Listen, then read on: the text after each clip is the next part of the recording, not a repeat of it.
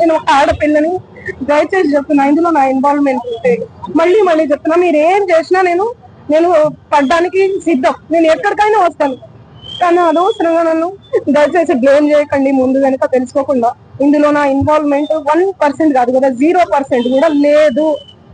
ఆయన just famous అవ్వడం కోసమే నాతో మాట్లాడాడు కూడా, నువ్వు వస్తేనే నేను మాట్లాడతాను అని చెప్పి ప్రతి ఒక్కరిని కూడా ఆయన అట్లనే అప్రోచ్ అవుతున్నారు.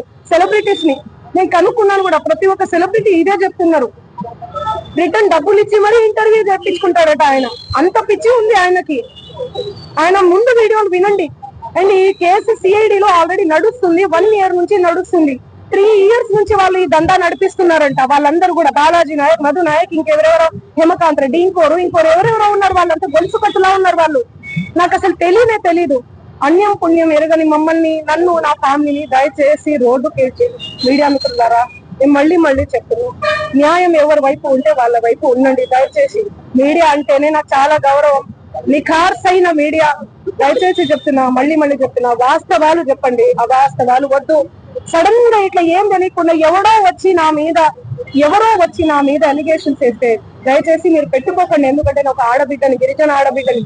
ఎవరెవరో పడనోళ్ళు మా ప్రోగ్రామ్ కి రాలేదు, అంత బలుప, అంత ఓవర్ యాక్షన్, ఏమేమో ఉంటాయి. వాళ్ళు వచ్చి పడదు అని చెప్పి ఏదేదో మాట్లాడుతుంటారు.